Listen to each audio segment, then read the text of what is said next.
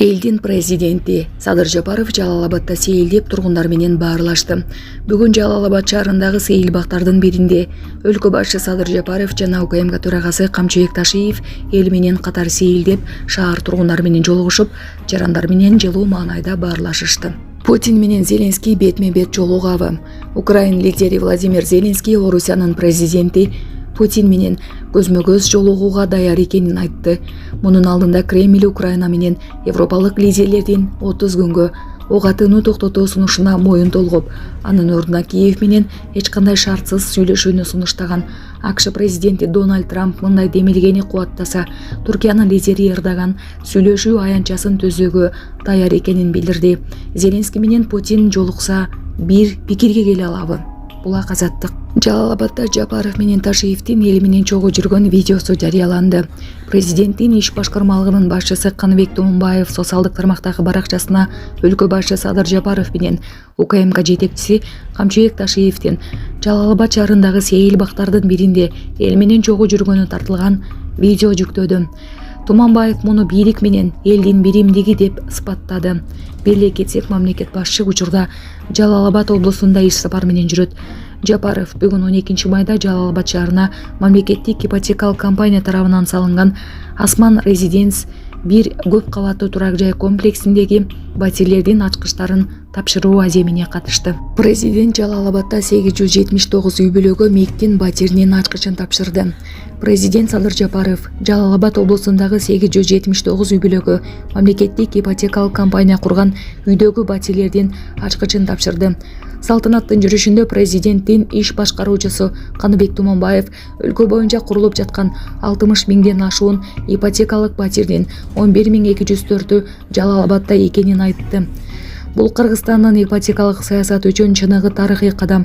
Буга чейин 2147 батир Бишкекте ташырылган болсо, региондордо мындай масштабта биринчи жолу үй берилип жатат, деди Туманбаев.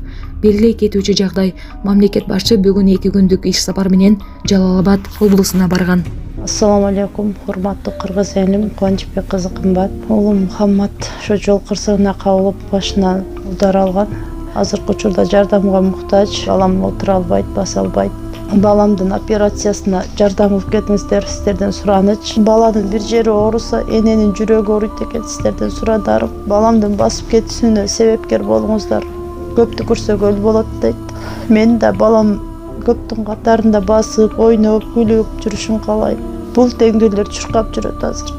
Жардамыңыздарды аябаңыздар. Сиздердин берген жардамыңыздарды алып жатабыз. Рахмат чоң. Бизге азыркы учурда $5000 каражаты керектөлүүдө, $13.000 чогулду. Жардамыңыздарга чоң рахмат, Аллах таалам ыраазы болсун. Кебиздин номерлер М-банк кымбатка деп чыгат 3197. Ошол эле номерде оденги бар. Баланс кылып салам дегендерге.